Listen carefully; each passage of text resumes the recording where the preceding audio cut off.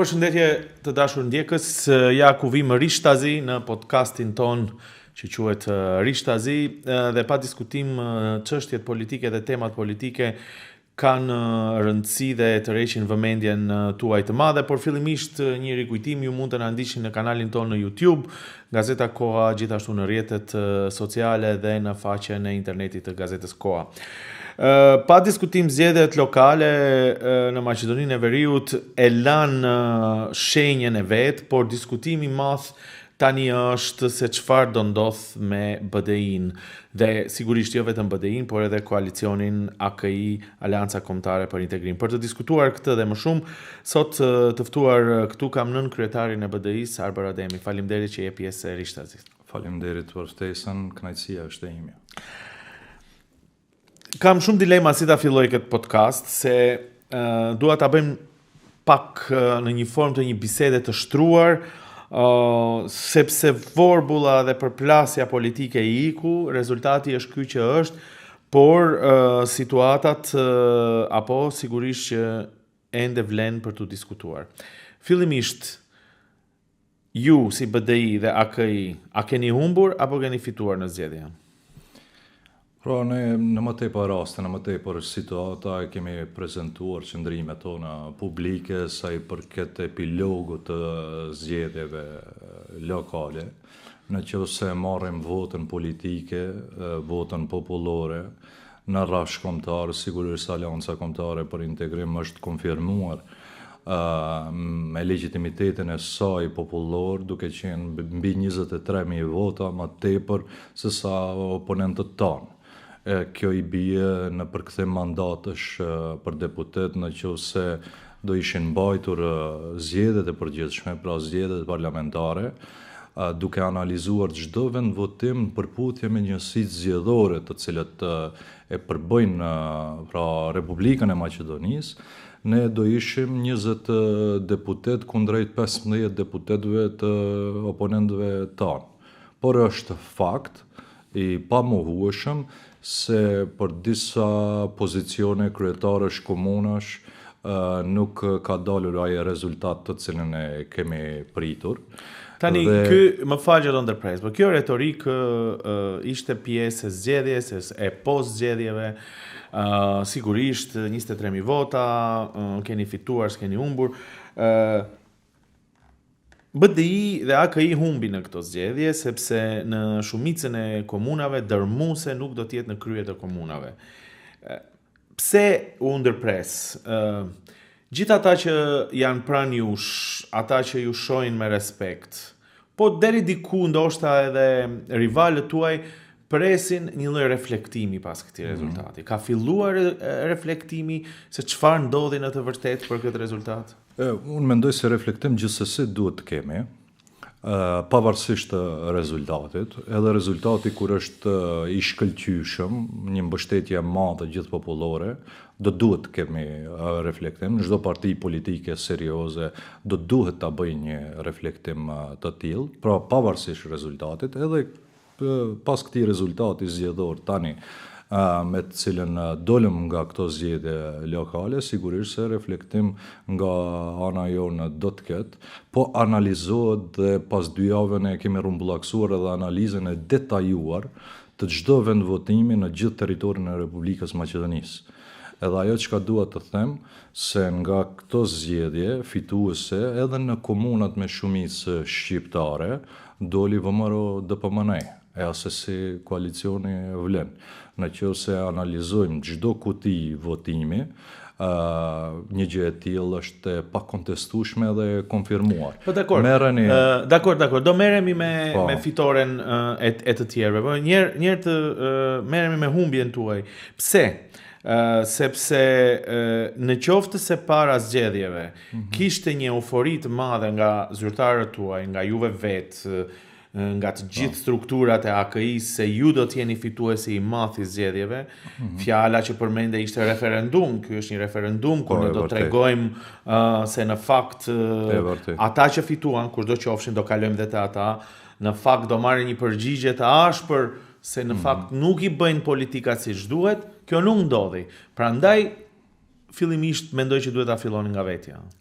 patjetër, po nëse më lejoni që ta jap një pasqyrë të plotë të gjithë asaj se çka ndodhi në zgjedhjet lokale dhe reflektimi i cili do duhet ta karakterizonte Bashkimin Demokratik për Integrim pas zgjedhjeve dhe në prag të kongresit të dhjetorit. Pra, çdo anketim, çdo matje e opinionit publik, për cilën edhe ju si gazetar, po edhe i mbar opinioni ka qenë dëshmitar, tregonte për një mbështetje të madhe popullore për Aleancën Kombëtare për Integrim. Pra edhe nga institucionet më prestigjioze, më reputabile, konfirmohej një dallim 3-1, 2.8 ndaj 1 në rrafsh kombëtar. A ndodhi kjo? Nuk ndodhi. Ku ishte problemi? Nëse më lejoni. Në radhë të parë ne kemi patur të bëjmë një fushat krejtësisht pandershme dhe jo ligjore. Pse po e them pandershme dhe jo ligjore? Kemi patur një ndërhyrje brutale të aparatit të shtetit. Një plan i menduar mirë nga VMRO DPMN, e cila ka shfrytzuar levat e saj të pushtetit, po edhe levat të tjera politike, përfshirë dhe grupimin artificial politik apo Frankensteinin e tyre politik të quajtur vlen. Pra, vleni ka patur vetëm një rol epizodik të ekzekutuesit, njërit prej ekzekutuesve, të një planit të madh të VMRO DPMN-s për defaktorizimin e shqiptarëve dhe për të patur shqiptarët një përfaqësim jo dinjitos dhe jo të fuqishëm politik, që fatkeqësisht po e them, rezultoi kështu. Realisht do ta diskutojmë këtë nga shumë aspekte, nga ajo se çfarë ndodh të ardhur së Maqedonisë, cili do të jetë roli juaj, por në qoftë se nuk e bëjmë këtë bisedë, ju mund ta bëni si të doni, nga aspekti i asaj se çfarë do të bëjë BDI-ja tani me këtë rezultat dhe duke treguar vetëm fajin të tjerët, kam përshtypjen që opinioni përsëri do të mbese mangut nga ajo që ndoshta dëshironte ta dëgjoj për BDI-s prej kohësh, që të thotë që okay, e kemi marrë mesazhin, ka diçka që nuk shkon në komunikimin tonë. Po. Jo, nëse më lejoni se do ta rri deri te ajo se çfarë do duhet bëj Bashkimi Demokratik për Integrim. Mirë po, pa e patur një pasqyrë të plotë të gjithë asaj me të cilën ne u përballëm si shoqëri, jo vetëm si parti politike, ne nuk do të arrim të përcaktojmë edhe diagnozën e qartë të gjithë kësaj situate. Pra, unë po e them se pat një ndërhyrje brutale, një fushat jo ligjore, një fushat pandershme, pat blerje masive të votës, pat asfalt elektoral, bekatonizim të natës, pat këtu ju jeni dëshmitar edhe në çaj ndërrim edhe dyrëve të hyrjes së ndërtesave për të blerë vota. Dhe fatkeqësisht ky plan i VMRO DPMN-s, pra po e them i VMRO DPMN-s, rezultoi të jetë i suksesshëm që për ta devijuar atë vullnet të qytetarëve i cili manifestoi në anketime në matje të opinionit.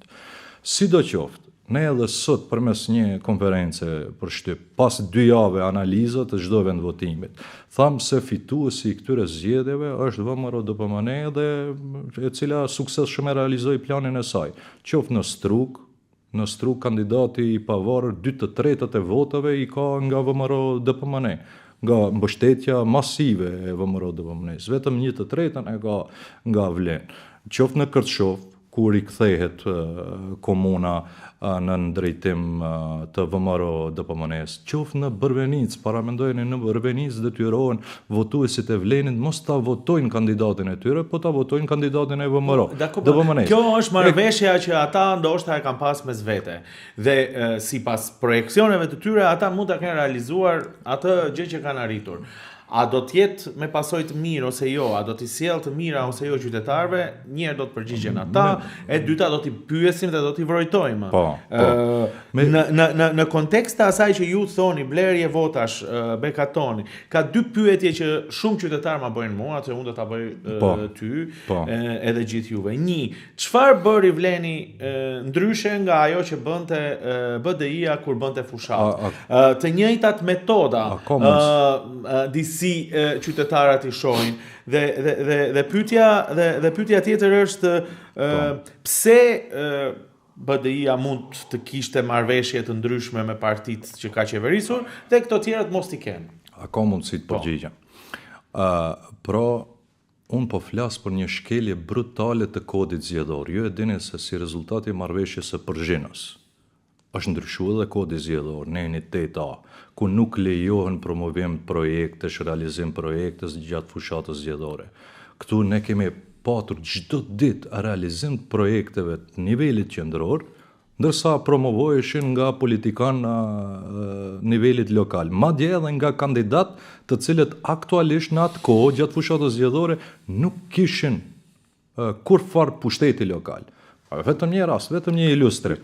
Në çajere keni patur ju barcën e listës së kandidatëve për këshilltar në promovim të projektesh të cilët realizoheshin nga qeveria. Më thoni, në çfarë kapacitetesh ai ka qenë? A kemi të bëjmë këtu me shkelje të kodit zgjedhor? Në 8A. Jo, se ju i keni përcjell situatën. Tani mos më vini në pozicion mua të më bësh pyetje sepse ne këto i kemi raportuar. Çështja është, a keni, konkretisht, a keni ngritur atë proces juridik për këtë? A keni dëshmi për blerje votash që të thoni kaq vota janë blerë? Se fjalët e blerjeve të vota ekzistojnë në opinion, por puna është nëse kjo nuk dëshmohet mbetet një gjë në avull, një gjë në ajër. Po a nuk mjaftojnë ato dëshmi të cilët edhe një ditë para zgjedhjeve ato dyert të ndërtesave të hyrjes ndroheshin, edhe një ditë, të shtunën në mbrëmje të dielën votoheshte. A nuk mjaftojnë dëshmi të cilët i keni në rrjetet sociale nga këta kandidatë të cilët kanë qenë? Çfarë procedurash juridike do ndërheni për këtë? Për shembull, mos mbese kjo borë, sepse edhe zyrtarët tuaj më përpara. Jo, zoti Rashidi. Kanë përdorur metoda të tilla. Këtë thonë qytetarët. Jo, zoti Rashidi. Jo. Prap kategorikisht po e them jo.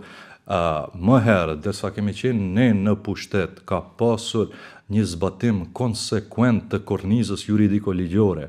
Tani institucionet ishin të verbuara, e të shurdhuara, krahas asaj që ndodhte çdo ditë.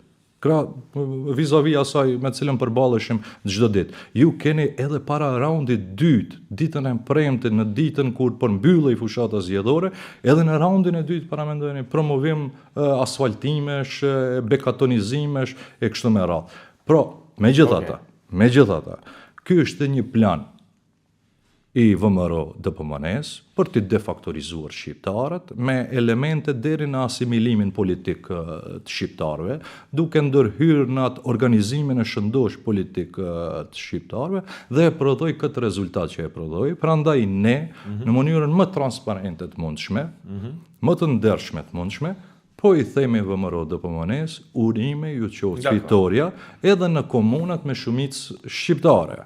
Sepse ju me të vërtet e realizuat atë planin tuaj që shqiptarët të jenë të mvarur nga një parti politike maqedonase duke imponuar kandidat të saj, qoftë formalisht, qoftë kandidat pavarur, qoftë edhe duke caktuar se kush do të jetë kandidat i vlenit në komunat të përkatës. Dakor.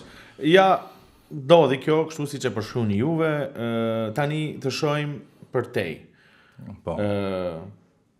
Çfarë do të ndodh me BDI-n më tej? Pse? Shumë figura të partisë së BDI-s dolën gjatë fushatës, u emëruan, u evidentuan dhe përsëri do ta them, njerëzit nuk e shohin ende atë momentin e reflektimit për të thënë ka disa figura që ndoshta do të duhet të kalojnë, hajde ta them unë, s'ka nevojë t'i hedhim, apo? Po të paktën nuk duhet të jenë figurat kryesore të partisë. Çfarë më tej? Ky rezultat zgjedhor, se po dalte kjo pyetja juaj konkrete. Ky mandat moral edhe politik në nivel të shtetit me 23.000 vota në përsi, neve na detyron që të kemi një mea culpa të thellë. Një reflektim të thellë lidhur me atë se çfarë duhet të ndryshojë Bashkimi Demokratik për Integrim, që mos të jetë një diferencë vetëm prej 23.000 votash, po të jetë një diferencë e thellë ashtu siç tregonin edhe matjet e opinionit.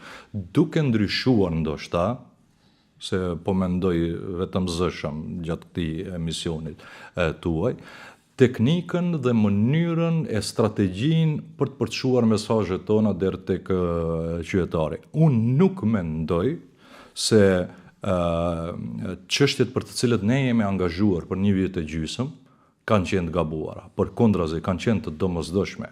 Në qoftë se ne kemi thënë tanë kohës se legitimiteti po shkelet me qëllim që të krijohen grupime artificiale politike që pa vullnet shqiptarëve të përfaqësojnë shqiptarë, kjo është e vërtetë.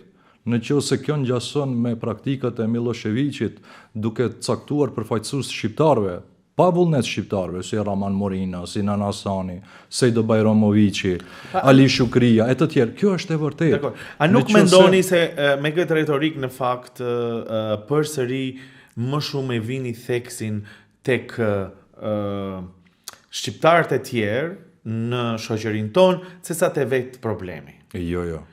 Po fakti që në qoftë se gjysma e shqiptarëve të Maqedonisë, nga ata që dolën, votuan për kundërshtarët tuaj politik, ja ta po them më pak se gjysmë. Po pra, e rumbullaksoj, ja 23.000 ju jeni përpara në rregull, po në qoftë se ato shqiptar të tjerë votuan për ata tjerë, pavarësisht gjithë kësaj retorike që ju thoni, a nuk është e mjaftueshme të thoni prit se ndoshta ka diçka që edhe ne atë që e bëjmë nuk bën, nuk shkon. Po çfarë mendoni edhe çfarë prisni nga Bashkimi Demokratik për Integrim? Të bëhet si vleni, të na disiplinoj kryeministri, madje të dalim në përtubime dhe pa flamur kombëtar se po jetë hatri kryeministrit, të bëhemi vegël e tij. Por në qoftë se BDI do ta bënte një gjë të tillë, në qoftë se ne do të shndroheshim si vleni, unë nuk do të isha pikë pari në Bashkimin Demokratik për Integrim. Unë mendoj se vlerat për të cilët jemi angazhuar ne si organizatë serioze politike kanë qenë tamam të duhurat.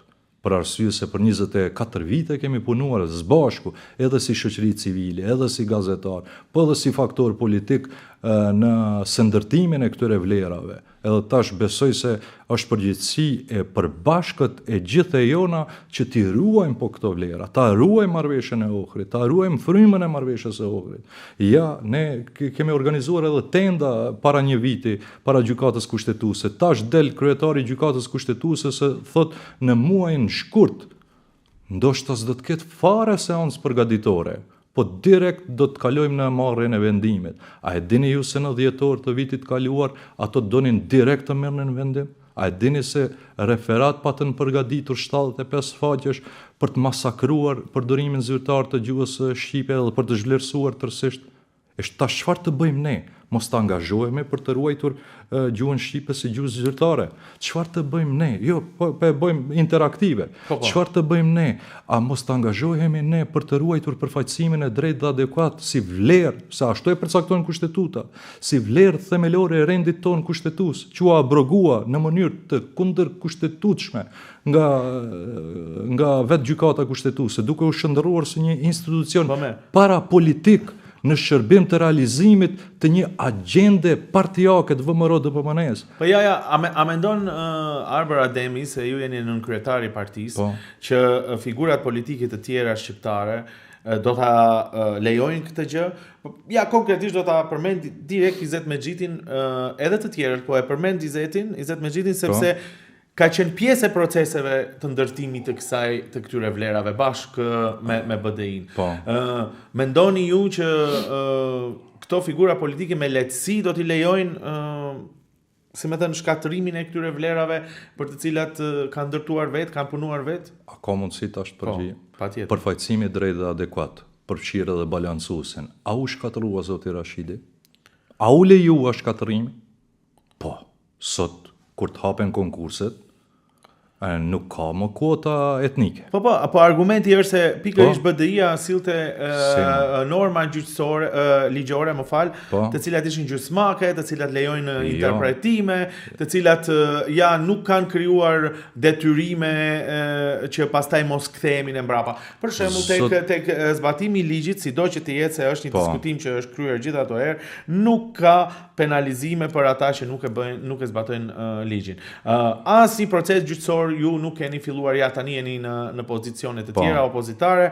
Për shembull, pse nuk keni ngritur një proces gjyqësor për të thënë që filan ministrie është kundër ligjit, vepron kundër ligjit dhe nuk e zbaton ligjin. Le ta shohim këtë në S'ka ligj tash, gjykata kushtetuese shkatroi përfaqësimin e drejtë adekuat. A ka mundësi vetëm çet përgjigje? Zoti Rashidi. Pastaj që s'të lart. Jo, Zoti Rashidi. Domethënë faktet janë kokëforta. Edhe nëse unë nuk po e them të vërtetën lirisht në më ndërhyjni. 0.2% shqiptarë në vitin 2001 kanë qenë në administratën e shtetit dhe në administratën publike. Përjashto mësimdhënësit. Shkolla fillon. Jo, vetëm pak. Nëse ne kishim krijuar ligje gjysmake, siç po thoni ju, atëherë si kishin arritur shqiptarët tek një përfaqësim 23%. Si kishin arritur shqiptarët? Del kryeministri tani, se jemi një vit ne, më tepër se një vit, pa përfaqësim drejt dhe adekuat. Thot në Republikën e Maqedonisë së Veriut brenda një viti janë punësuar mbi 12.000 njerëz të ri. Sa janë shqiptarë, Zoti Rashidi? As 500 nuk janë shqiptarë. Po ne po kthehemi mbrapa, tash ne ju çfarë rolin e opozitës juve shumë mirë që e bëni. Çështja është me rezultatin zgjedhor, çfarë reflektimi do të bëni në parti, me individ, me politika, me prezantime të tjera, se shumë roli i opozitës është kjo që ju e bëni, që të mund të jepni mesazhet e njerëzve që okay, atë që thash edhe më herët, diçka nuk shkon në këtë gjë që ne bëjmë, se ku duhet të ndryshojmë, cilat figura duhet të ndryshojmë, çfarë duhet të bëjmë që të arrijmë atë sukses që ju e synoni. Zoti Rashidi, prapë e them, edhe po ti kishim fituar të gjitha komunat në nivel të shtetit. Prapë reflektim pas zgjedhjeve një parti politike serioze duhet të ketë. Sepse na erdhi gjithë kjo mbështetje e madhe. Çfarë po presin qytetarët prej ne? Edhe këtu prej Bashkimit Demokratik për Integrim presin ndryshim edhe në aspekt të strategjisë, edhe teknikës, të realizimit të aktiviteteve tona politike për realizim të objektivave, po edhe rinovim nëse doni, në kuadër të Bashkimit Demokratik për Integrim, për t'ju përgjigjur kërkesave të qytetarëve. Qytetarët na dhanë një mbështetje, na e konfirmuan legitimitetin. Kjo mbështetje, siç duket, është e pamjaftueshme, kjo fitore është e pamjaftueshme për të stopuar këto politika etnocentriste të kësaj qeverie dhe sigurisht se edhe ne duhet ju përshtatemi kërkesave të qytetarëve në aspekt edhe zgjidhjeve politike, edhe kadrovike, të jemi konform me këto pritshmëri. Dakor, ja këtu të mbesim atëherë. Deri në 20 dhjetor duhet të zhvillohet kongresi, po.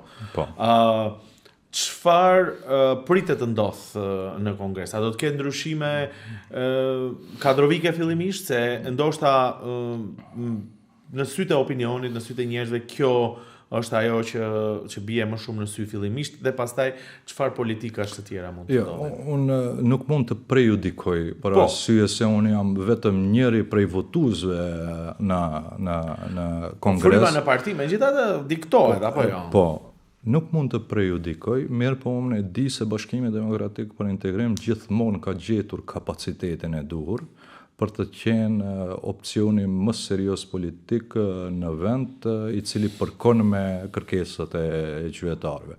Tash në BDI po punohet intensivisht sa i përket organizimit të këtij kongresi, janë zhvillimet brendshme partijake, prandaj s'dua të prejudikoj atë produktin i cili do del nga vetë kongresi jon që kemi në dhjetor, po prapë e them, unë jam në Bashkimin Demokratik për Integrim për arsye se e shosit vetëm në forcë politike në vend e cila mbron interesin e qytetarëve dhe si parti politike serioze duhet të përshtatet nevojave dhe kërkesave të qytetarëve për të stopuar këtë agjend etnocentriste me të cilën po përballemi, jo vetëm ne si shqiptar, por edhe komunitetet të tjera, për arsye se shkatërrimi, ajo që ka thata do ta lejojnë këta që janë sot e që kanë qenë dërgjën BDI, shkatërrimi i balancuesit, shfuqizimi, abrogimi i balancuesit, shkon jo vetëm në dëm të shqiptarëve, shkon edhe në dëm të komuniteteve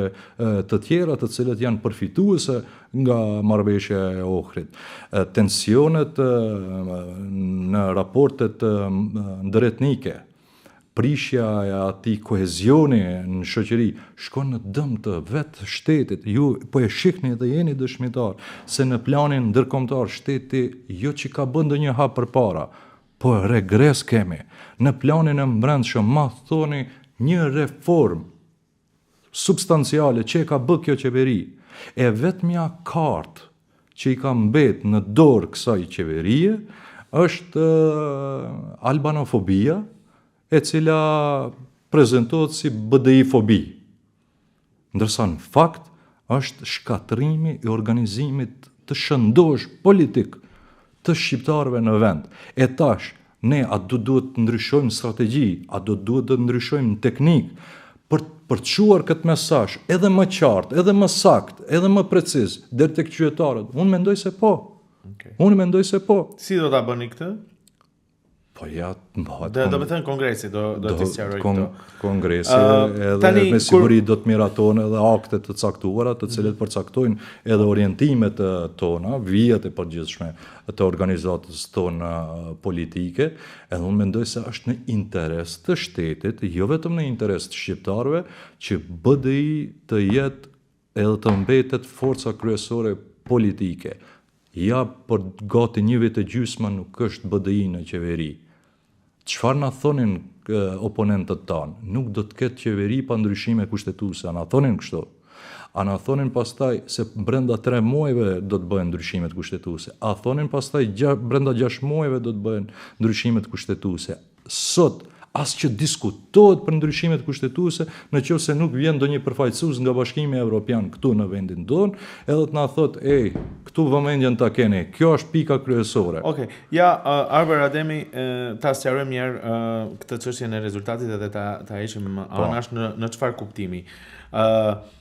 Presupozoj që ky rezultat dhe kjo humbje kështu siç ndodhi, nuk pritej, këtë konstatuam, mirë po ndodhi.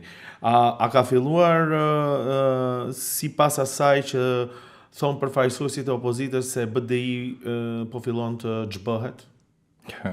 A ka filluar xhbërja e BDI-s? Asnjëherë. Asnjëherë, shikoni. Tash nuk jemi në fushat zgjedhore. Po, nuk jemi në fushat zgjedhore, nuk kemi zgjedhje brenda një afatit shkurtër kohor këtu para nesh, megjithëse mendoj se zgjedhjet e parakohshme parlamentare në pranverë duken si të pashmangshme përsëri. Po, Bashkimi Demokratik për Integrim rrënjët i ka në sakrificën shekullore të shqiptarëve, jo vetëm në Republikën e Maqedonisë, po edhe më gjerë. Pra është mishërim i asaj sakrifice të shqiptarëve ndër dekada, është ndër shekuj. Prandaj nuk është ndonjë dek pa rrënjë që me një të rame edhe mund të arrëzoj dikush, edhe përkundër tentativave të shumta që mund të kenë qarqe të caktuara politike, jo politike, po unë them se edhe me Arber Ademin, pa Arber Ademin, me Nazimin, pa Nazimin, Bashkimi Demokratik për Integrim. Nazimi s'është në BDI. Shembull, vetëm hipotetikisht po e them. Me Aliun ose pa Aliun, a do të vazhdoj BDI-a? Se kjo është çështja edhe pyetja ime e radhës, se të gjithë po gjithashtu paralelisht ata që janë kundërshtar tuaj të thonin se filloi rënimi i BDI-s, por edhe fillimi i humbjes së mitit të Ali Ahmetit. Jo, s'bëhet fjalë, para të humbje të mitit e kështu me radhë, për arsye se prap mbetet politikani më i besueshëm në nivel të shtetit. Si po vjen deri te demitizimi i personalitetit të zotit Ahmeti. Ndërsa po, unë mendoj se...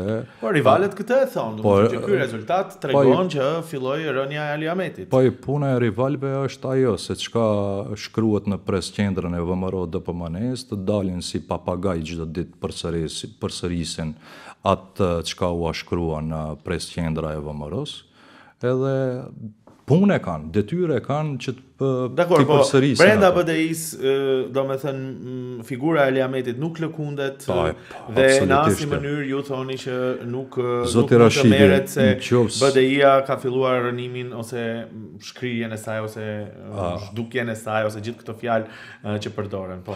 Asesi, për arsye se neve nuk na ka krijuar VMRO-DPMN-ja, apo Lidhja Social-Demokrate e Maqedonisë, apo ndonjë forcë tjetër e jashtme me orientim lindor, por ne jemi në formën originere të krijuar nga ajo sakrificë ndër shekuj e ndër dekada e popullit shqiptar. Edhe nuk jemi një listë që me një të rame rrëzohemi, apo Zoti Ali Ahmeti sigurisht është i pakontestueshëm brenda Bashkimit Demokratik për Integrim, as që i shkon në mendje dikujt për një gjë të tillë, përkundrazi është kërkesa e jona që të vazhdoj të na pri drejt betejave të reja politike që nuk janë të lehta dhe nuk do të jenë të lehta, edhe ajo është pika më racionale brenda vetë Bashkimit Demokratik për Integrim. Duke filluar nga unë, nëse ka ndonjë arsye se pse jam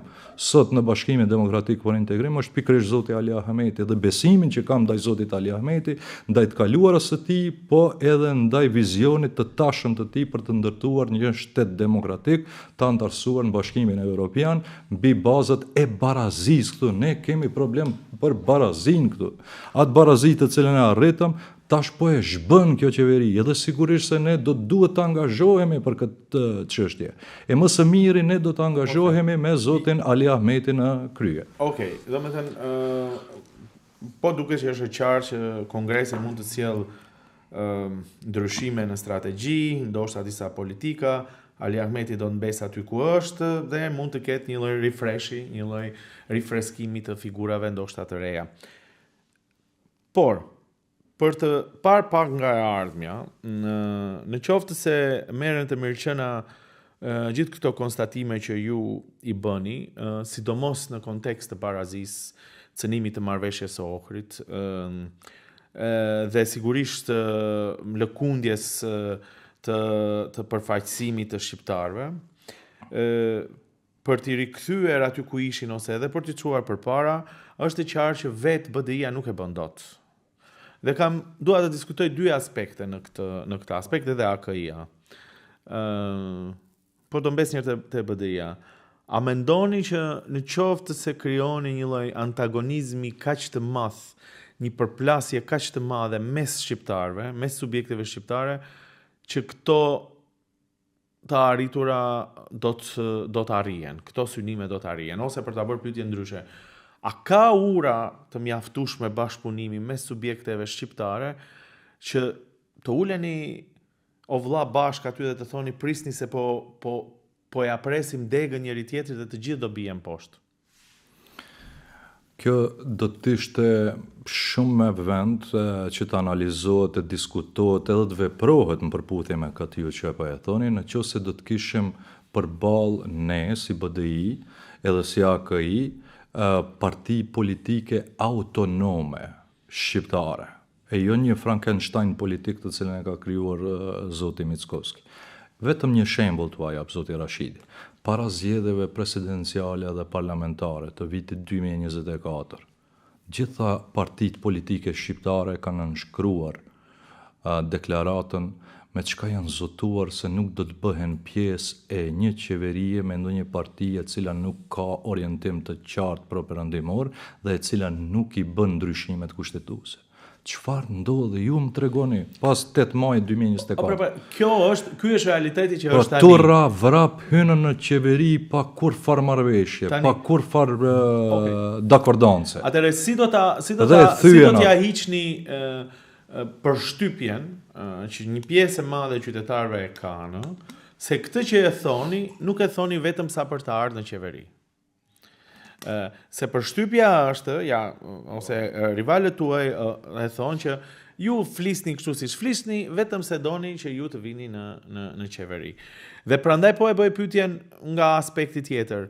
Okej, shoqëria jonë ka realisht probleme, dhe një pjesë e vëzhgimeve tuaj, e veprimeve tuaj, deklarimeve tuaj që kanë të bëjnë me shoqërinë sigurisht që mbajnë se ne i shohim, por për te këtij momenti, këto vetë ju nuk i bëni dot, nuk i arrini dot.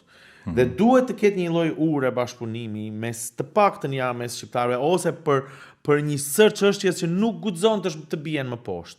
Dhe në qoftë se ti rivalin shkon edhe e thua ai është në qeveri dhe ka poste dhe ka mundësi të ndikojë, mos ndikojë etj, apo fitoj në zgjedhje lokale Frankenstein, atëherë ti e largon këtë mundësi për të krijuar diçka për të mirën e përbashkët. Jo, më zoti Rashidi, ne jemi këtu për të bashkëpunuar për tema për cilët janë në interes të përgjithshëm. Dhe ne, kur themi se fituesi duhet të jetë në qeveri, ai i cili ka legitimitetin, by default nuk mendojmë që të jetë BDI në qeveri, po fituesi. Le të fitojnë këta zgjedhjet dhe le të hynë si fitues, është edhe një përsi psikologjike më e madhe kur fituesi ulet në tryezën e vendimarrjes vetëm si rezultat i votuesve. Prandaj nuk do të jetë i gatshëm që të bëj koncesione thelbësore që e rrënojnë kredibilitetin e tij përpara votuesit. Do të jetë më i vëmendshëm. Prandaj ne nuk po e bëjmë këtë zoti Rashidi që të përgjigjem edhe një herë në pyetjen tuaj. Nuk po e bëjmë këtë që të jemi pjesë e qeverisjes asnjëherë. Ne po e bëjmë këtë për arsye se jemi të shqetësuar sa i përket përfaqësimit shëndosh politik të shqiptarëve në vend. Ai përfaqësim, më lejoni vetëm ta them, ai përfaqësim duhet të burojë nga populli dhe mos të devijohet vullneti i popullit, mos të vjedhet mandati i popullit, po të burojë nga populli. Nuk është e thanën që BDI të jetë në qeverisje, nëse humb zgjedhjet BDI. Mbani mend këtë çfarë po e them. Nuk e ka më vëlla vendin qeveri. Po për momentin, ajo që ndoshta njerëzit presin nga ju të thoni është kjo, që vëllezër ne ju qëndrojmë mbrapa, nuk duam të bëhemi ministra, por mos i lejoni këto gjëra. Deklarimi juaj, retorika juaj që fituesi të vinë në qeveri, unë të vinë në qeveri, lexohet kështu nga një pjesë e kundërshtarëve, një pjesë e opinionit, më beso Arber Ademi kështu lexohet. E jep këtë e zvoglon peshën e asaj që ju thoni për probleme që ekzistojnë. Ne nuk mund të ndryshojmë situatën aktuale të qeverisë, të ministrave, të kësaj shumice qeveritare e cila ekziston. Ajo që njerëzit do të kishin dashur të dëgjojnë është që okay, ju jeni në qeveri, po mos e lejoni të binë standardet më poshtë se ne ju qëndrojmë mbrapa. Ju nuk e thoni këtë, i thoni atyre jeni Frankenstein. Në qoftë se ata do të kishin fituar zgjedhjet, si thonin, një votë në qoftë se BDI është më tepër, ne nënshkruajmë dorëheqje, kështu thonin në 2024. A ndodhe krejtësisht e kundërta. Në qoftë se do të fitonin ata zgjedhjet, ne t'jeni të bindur se këtë do ua thonim. Do të ishim mbështetësi më i madh për çështjet në interes përgjithshëm, që mos të lejohet degradimi të arriturave. Edhe tash, në qoftë se ata janë të bindur se fitojnë, hajde ta rregullojmë ligjërisht, megjithëse është e rregulluar ligjërisht. Paul Williams, autori i marrëveshjes së Ohrit, çka thot për amendamentin 6? Më lejoni se këtu qëndron thelbi. Ti kur futesh si humbës në qeveri, pastaj këto janë pasojat, zoti Rashidi. Këto janë pasojat. Ai çka thot? Thot amendamenti 6 të rregullon përfaqësimin e drejtë dhe adekuat të gjithë qytetarëve në të gjitha nivelet. E thot ky në princip, ky parim nuk duhet të vlej vetëm me rastin e punësimeve në administratën shtetërore dhe publike, po dhe me rastin e krijimit të organeve, e veçanërisht ato organe të cilët dalin nga vullneti i popullit, që i bie në bazë këtij konkluzioni të zotit Paul Williams, autorit amerikan të marrëveshjes së Ohrit, që i bie se kjo qeveri nuk është as legale as legjitime. E prandaj ne po i themi të gjithë atyre participantëve që janë në skenën politike të vendit, hajde ta rregullojmë këtë çështje. Pastaj ne nuk po themi me automatizëm BDI të jetë në qeveri, le të fitoj më i miri, ai që e ka vullnetit e qytetarëve, ndërsa ai që humb zgjedhjet, le të jetë konstruktiv dhe le ta mbështesë në çdo nismë që është me interes të përgjithshëm partinë fituese. Do ta marrim të mirëqen këtë që thoni.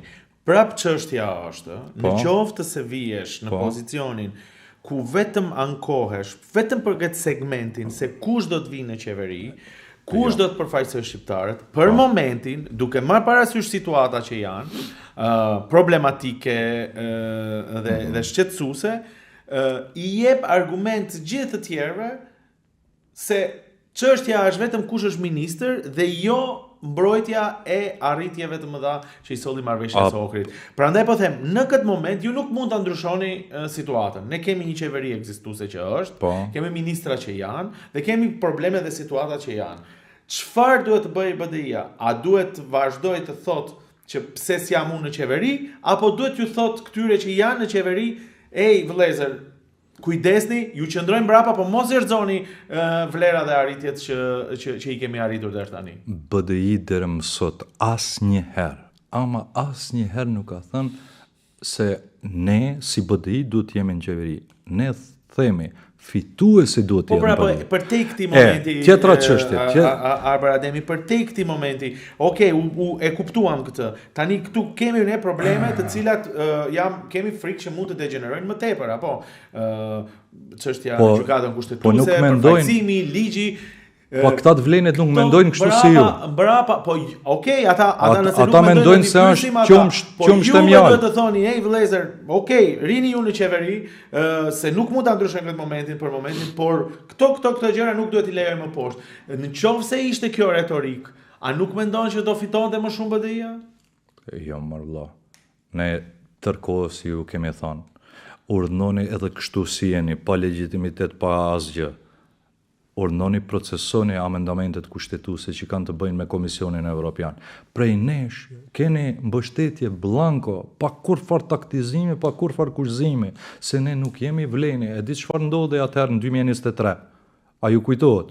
Dul Besa Bilal Kasami e tha, ne nuk i votojmë ndryshimet kushtetuese pa u ndryshuar formulimin 20%, se ashtu i tha VMRO-ja, që mos jetë presioni faktorin ndërkombëtar vetëm te VMRO-ja, po VMRO-ja të ketë alibit thot, ja ka dhe shqiptar që nuk i votojnë pa kushte.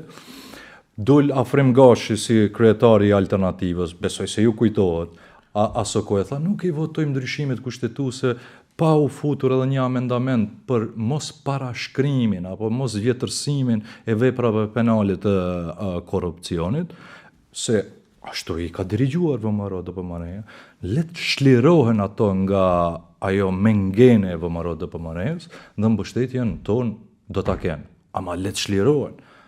Na kemi dallime substanciale sa i përket perspektivave mbi gjendjen reale në shtet.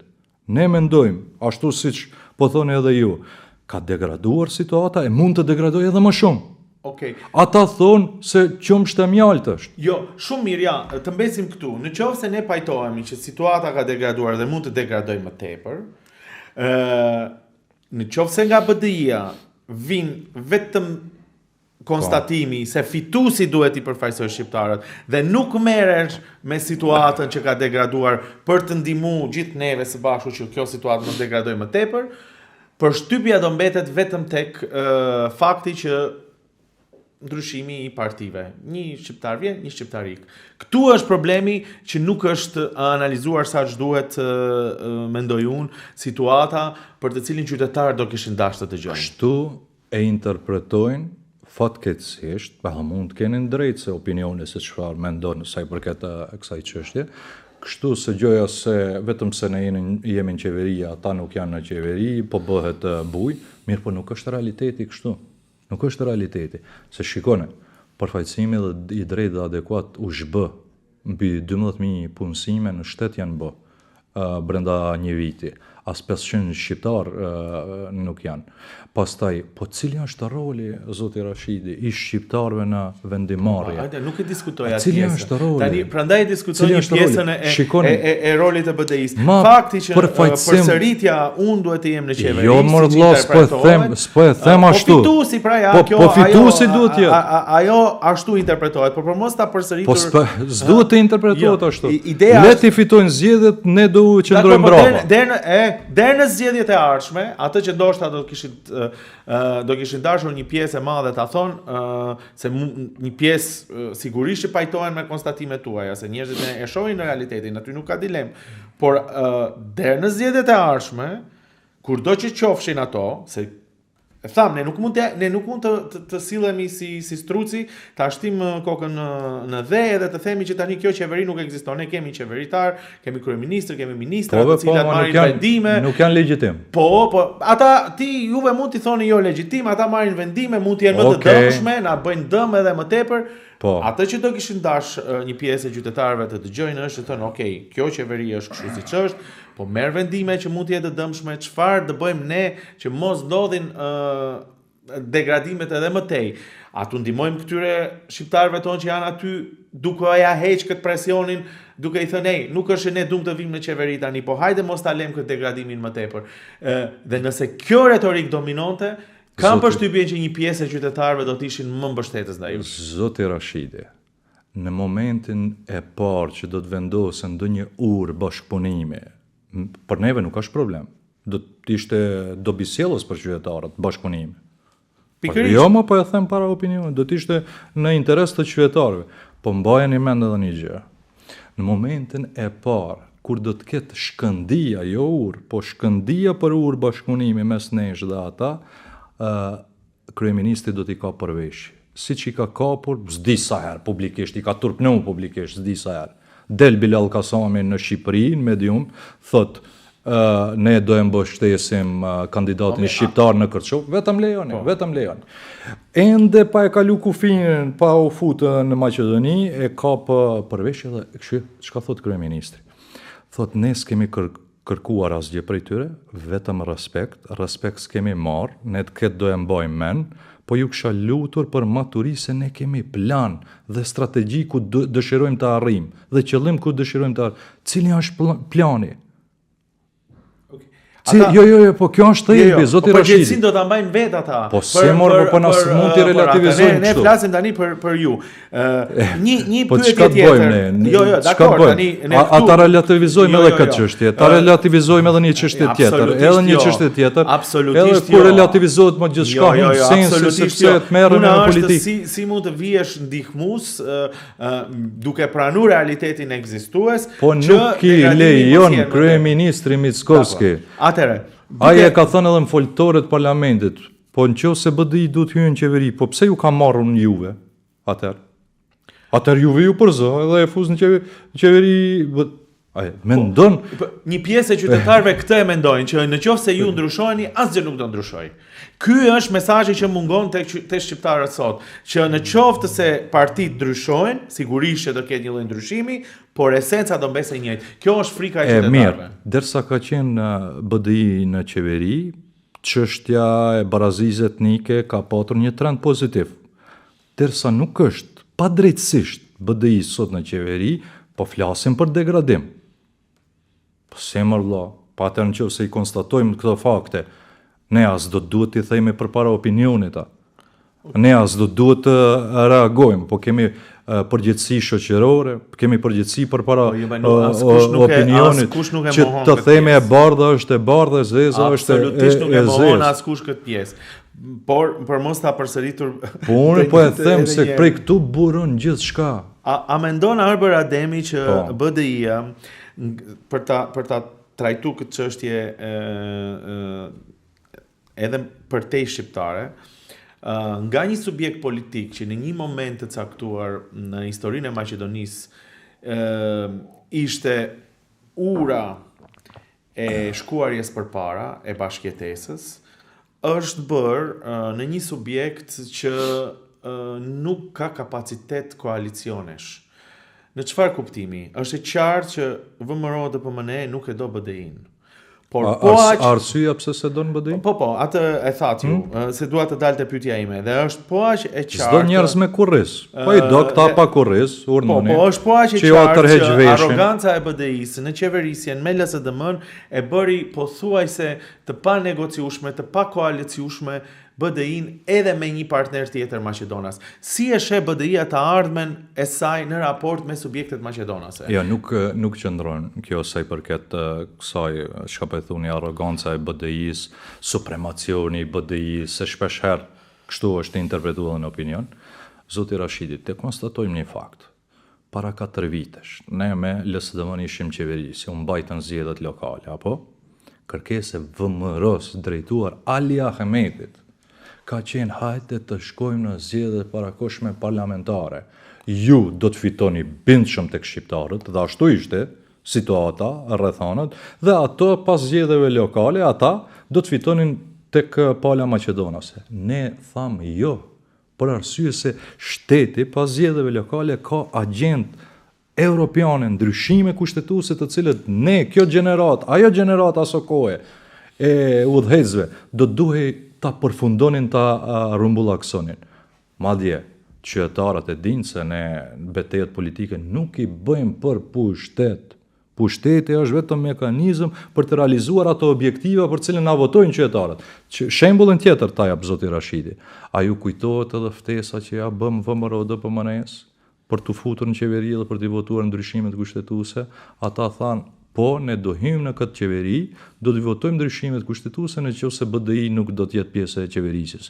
A thamë, brenda 5 minutave, derisa drejt për drejt shkon të preskonferenca e kryeministrit Mickovski, thamë, ne e pranojmë këtë sfidë, urdhnoni bujron, bëhuni pjesë e qeverisë, vetëm ta shpijem vendin në Evropë. Po, reteroj, tash, unë e kuptoj se qarqeve të caktuara u pengojnë politikan me korris, u pengojnë parti politike me shtyllë të fuqishme korrizore. Mirë po, parti më shtetformuese, parti më serioze politike, edhe për orientimin e shtetit, edhe për perspektivën e shtetit, edhe për të ardhmen e shtetit, duke dëmtuar edhe reputacionin e vet elektoral, se BDI këtu nuk e në Maqedoni të Veriut. Atëre, edhe nuk është kjo, nuk na vlerësojnë për këtë çështje. Unë s'pres na vlerësojnë ndonjë qark nacionalist. Janko Baçevi, shembull. A Maqedonia e Bashkuar, me orientim prorus. Mirë po, të tjerët, si do ndërtohen urat për të arritur këto synime?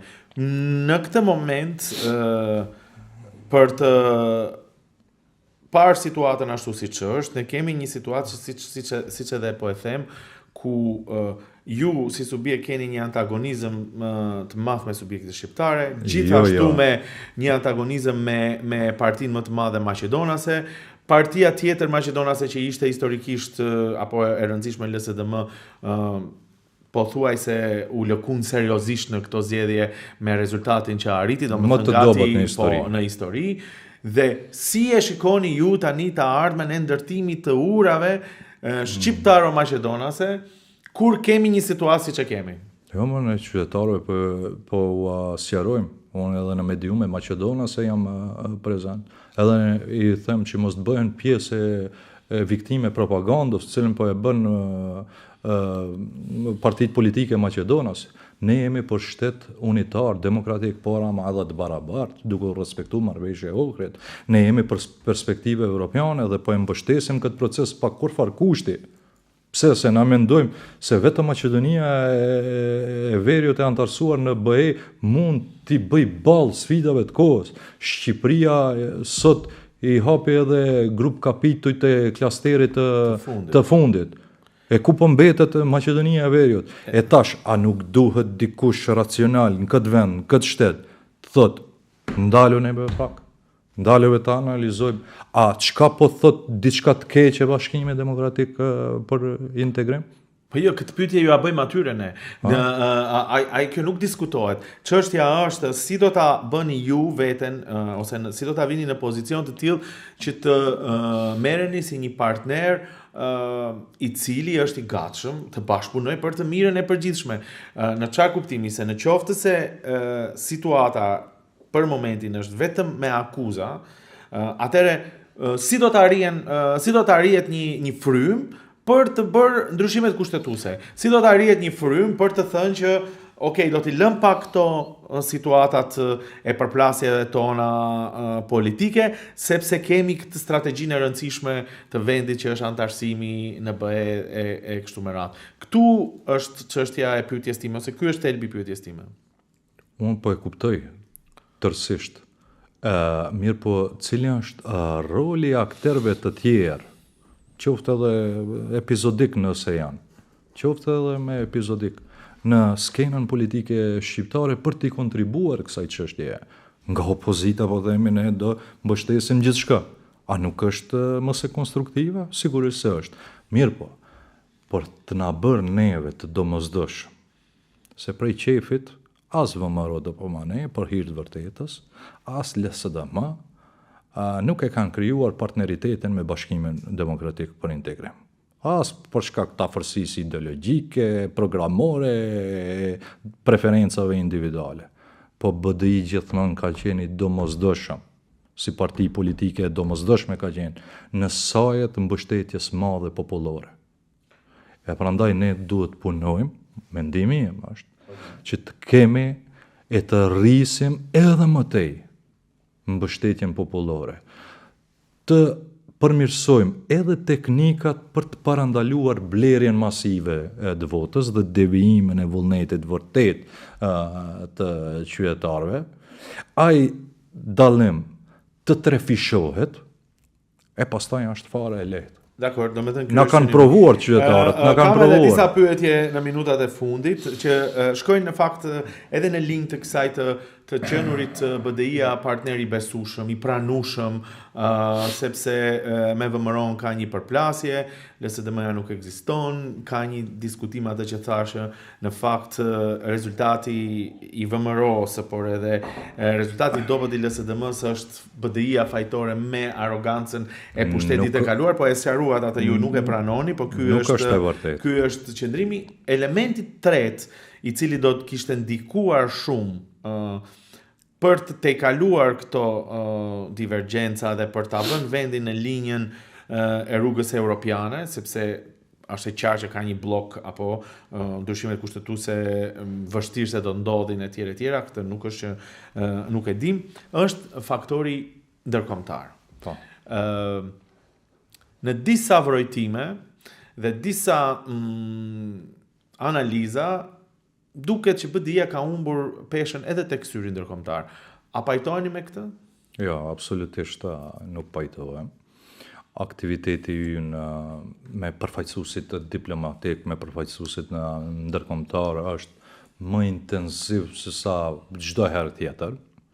Në takime të rregullta ku shtjellohen këto çështje për të ardhmen e shtetit, po e përsëris.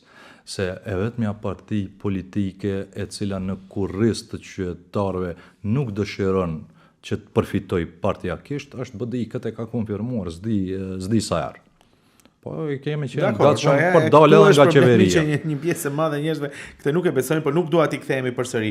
A mendoni që faktori ndërkombëtar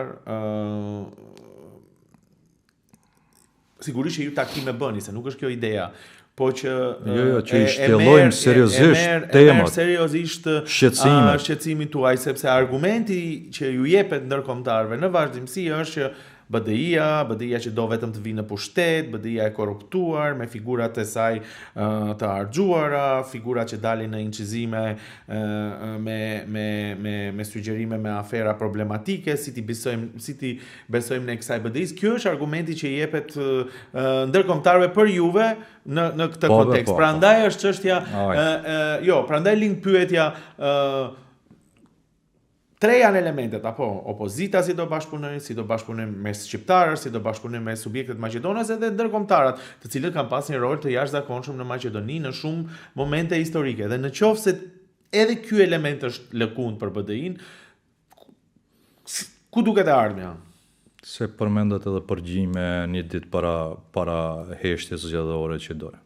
Pse se mendoni zoti Rashiti, a ju ka shku ndonjëherë? Pse ky shteti i thellë, këto grupe që e kontrollojnë këtë shtetin, krejt shtetin, e kanë halë në sy BDI-n, që nxjerrin edhe përgjime të bisedave 2009-ës, 2010-ës, 2011-ës, e prezantohen si të tashme tani. Pse? Pse asnjëherë BDI nuk ka qenë e përgdhelura e këtyre grupeve, grupimeve të cilët e përbëjnë shtetin e thellë? A e dini pse? Se ne qëndrojmë vertikalisht, nuk e ulim kurrizin, as nuk mund të na shantazhoj dikush e të na kushzoj me kësi manovra e të na i krijoj politikat. Unë me shqiptarët do duhet të jem i sinqert. Ne nuk kemi qenë dhe nuk do të jemi të përgdhelurit. Vetëm zoti Rashidi. Arbër Ademi, një pjesë e madhe e shqiptarëve e din këtë. Jo, nuk e din. Ja, e din. E din se këtu për të qenë shqiptar, për të vepruar do vrojtohesh, do ndiqesh, do kesh kështu. Pyetja që shqiptarët e bëjnë, pse këto zyrtar duheshte të bëjnë afera që i bëjnë, ndërkohë që nuk i kanë shërbyer njerëzve dhe janë kapur në përgjime që janë kapur. Ja, tash në biseda edhe unë me juve për këtë emision këtu mund të shprehemi lirshëm, çdo kush shprehet lirshëm, besoj se e kuptojmë këtë çështje. Çka ka pas në interes publik në ato përgjime që kanë dalë? A ka pas diçka në interes publik? Është dëmtimi i imazhit, ajo e dihet, e qartë është, nuk është problemi. Metoda të shërbimeve sekrete për të prish integritetin dhe imazhin e një politikani që nuk gjynëzohet, një partie që nuk gjynëzohet, e këtyre të cilëve nuk u kanë dalë përgjimet, këtyre nuk ju dalin për arsye se i mbajnë në sirtar. Edhe çdo herë që dëshirojnë të bëjnë në interes shqiptarëve diçka, vetëm sirtarin e hapin e mbyllin. Edhe mjafton që të heshtin, të mbyllin gojën. Me faktorin ndërkombëtar, tash kthehem. Me faktorin ndërkombëtar, takimet janë intensive, ku shqetësimet tona trajtohen me seriozitetin më të madh edhe nga ana e tyre. Për arsye se dallimi është si nata me ditën nga ajo çka ka qenë e çka po na serviret sot. Edhe unë mendoj se nuk është vetëm obligim i partive politike, në këtë rast i BDI-s apo Aleancës Kombëtare për Integrim, të jetë shqetësuar vetëm ne, të jemi të shqetësuar për të ardhmen e shtetit.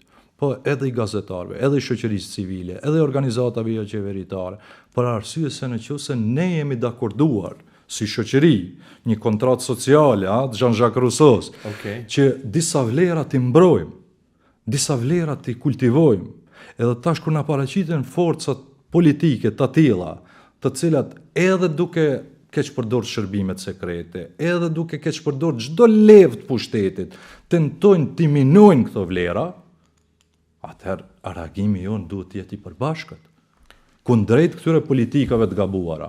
Unë mendoj, prapë e them, unë mendoj se shteti nuk është duke shkuar në drejtim të duhur. Edhe këtu na nevojitet një partneritet më i madh, jo vetëm politik, përtej politikës. Po prandaj këto pyetje dalin natyrshëm, sepse në qoftë se do të pranonin një pjesë e madhe e shoqërisë që shteti nuk është duke shkuar në drejtim të po le ta pranojnë edhe ne jemi të gatshëm të ulemi. Kjo është çështja, në qoftë se nuk është, atëherë duhet ndërtuar disa ura me këto njerëz, me këtë shoqëri ku ne i bëjmë pjesë, duam apo nuk duam, me këtë qeveri ku ne bëjmë pjesë, duam apo nuk duam, që të shkohet çështja më tej. Por për mos t'i kthyer asaj pyetje për shkak të kohës, dua vetëm edhe dy çështje të diskutoj. Çështjen e Kërçovës, jo rastësisht e lash në fund, sepse lidhet pikërisht me konstatimin që ju bëni, me frikën e madhe se në qoftë se një Maqedonas do të vinë në krye të një qyteti shqiptar, po them kushtimisht me shumicë shqiptare, lëkundet ose jo marrëveshja e Ohrit, a nuk i jep ky konstatim pesh në kontekst global pastaj të Maqedonisë, që si mund të vijë atëherë një shqiptar në krye të një qeverie ku shumica janë Maqedonas. Si duhet parë fenomeni marrëveshjes së Ohrit, si një problem ndër shqiptar të cilët e akuzuan aq shumë njëri tjetrin saqë ja falën qytetin një Maqedonasi, apo duhet parë megjithatë si një pjesë e një gare politike ku subjektet politike për interesat e tyre, për vizionet e tyre mund të bëjnë marrëveshje të caktuara ku ja të mundsohet edhe ardhja në krye edhe të një Maqedonasi në një qytet me shumicë shqiptare. Atë korrigjoj pak. Me dashamirësinë më të madhe. Nuk ja falën Kërçovën, ja falën Brvenicën, ja falën Strugën, ja falën Dibrën. Po, ja falën, ata ja falën. Shikoni, marrëveshja e Ohrit është përtej pozicionimeve, fateve politike të partive politike. Është shumë se aq. Është një rendiri juridiko-kushtetues në vendin tonë. Është një frymë e cila do duhet na karakterizojë në çdo hap që e bëjmë si institucione. Edhe prandaj po them, se ai devijim nga i përfaqësimi drejt dhe adekuat dhe konstatimi i Paul Williamsit prodhon një sër pasojash radhazi, rishtazi në gjithë shka tjetër. Pra, përfaqësimi drejt dhe adekuat në institucione, gjuha shqipe, jo rezidentët që përllogaritën me miliona euro, komunat me shumicë shqiptare janë të dëmtuara, e kështu me radhë. A janë këto çështje në frymën, në linjë me marrëveshjen e Ohrit? Sigurisht se nuk janë. Po. E tash, ajo çka ka ndodhur në Kërçov, çka ka ndodhur në Bërvenic, unë vetëm e shikoj si një nga pasojat e një qasje të këtill anti-perëndimore, anti-kohezionit brendshëm shoqërisë. Ja pse e trajtova çështjen në formë që e trajtova. Një kryetar, siç është në Kërçov, po, a ka kapacitete të rënojë marrëveshjen e Ohrit në çfarë kuptimi? Jo si individ se ai nuk është shqiptar, por ndoshta me politika që do t'i sjell më tej. Po. Dhe beteja, nëse ju e përdorni me që e përdorni këtë fjalë, është që si të mbrohet mungesa ose si të mbrohet mos rënimi i marrëveshjes së Ohrit pikërisht këtu. Jo se është ai në krye Maqedonas, po se nuk duhet të sjell politika të cilat janë të dëmshme dhe mungesa e bashkëpunimit ndër shqiptar është shumë e lehtë pastaj ta sjell këtë gjë. Ose për ta bërë pyetjen më thjesht, fokusi vetëm te një individ. S'duhet të jetë vetëm të një individ. Pikërisht, a nuk i jep shans pikërisht më shumë këtij devijimi? Të tani gjithë do fokusohen ja ai është kryetar, e morën Maqedonasit Kërçovën, ndërkohë që politikat mund të jenë më të dëmshme. Ju a nuk duhet edhe të gjithë ne në Maqedoninë e Veriut si shqiptar, nuk duhet këtu të bashkëpunojmë për të thënë që okay, le të jetë një Maqedonas në krye të një komune, por mos të bëj politika dëmshme. Po, mos shkojnë poshtë ose mos rënohet marrëveshja e Ohrit. Kjo është ideja e asaj që do të them. Kjo është mirë apo përfaqësuesve të Vlenit, të cilët e kanë votuar këtë dhe kanë përgjegjësinë për shitjen e Kërçovës, po sa i përket Kërçovës është në kontekst kësaj që ju po e parashtroni. Darko Kostovskin, kryetarin e komunës Butelit, antari i VMRO të PMN-s, a e pa dje çfarë deklaroi për Kërçovën? Gjoja se tash në kryet Kërçovës, që është një Maqedonas nga VMRO të PMN, u sanua një padrejtësi historike. Dhe sipas tij, interesat nacionale kështu mbrohen, e ndonjëherë edhe në mënyrë agresive, duke u tregu vendin gjithë secilit.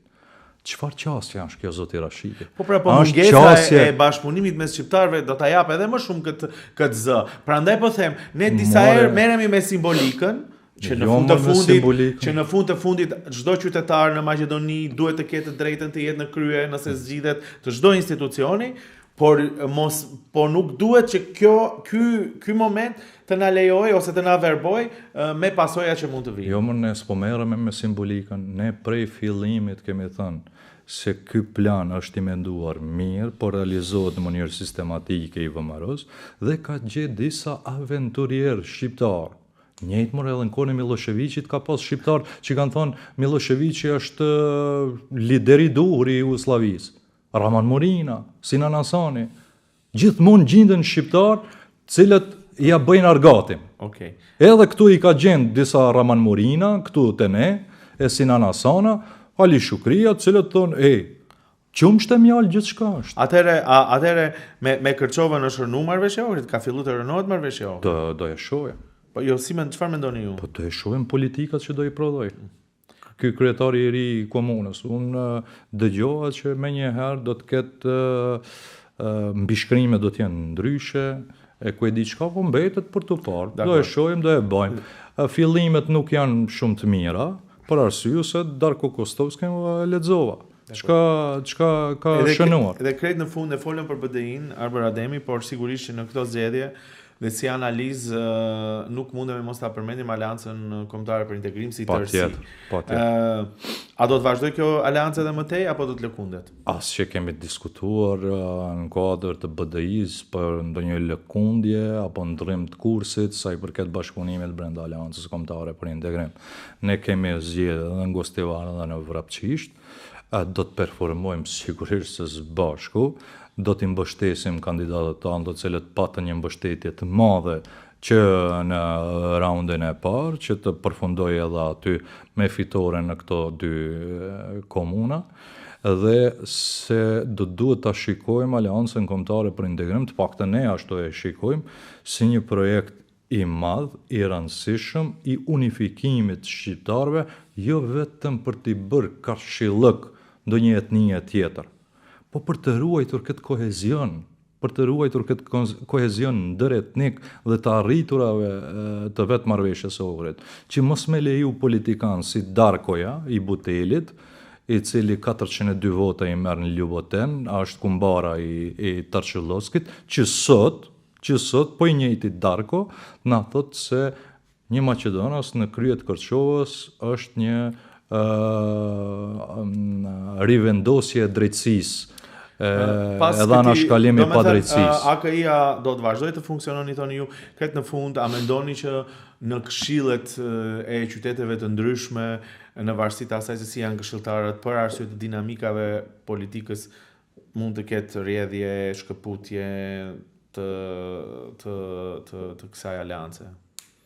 Nuk e mendoj, nuk e besoj, për arsye se ne mandatin e kemi marrë me këto përcaktime politike të cilët edhe në këtë emision e ndajtëm, po edhe në shumë paraqitje të tjera publike, megjithatë në fund të ditës, mandati është i lirë, çdo kush mund të bëjë akrobacionin e vet, po e them akrobacion me ironi, megjithatë qytetarët edhe përcaktimi i qytetarëve është tjetër diçka.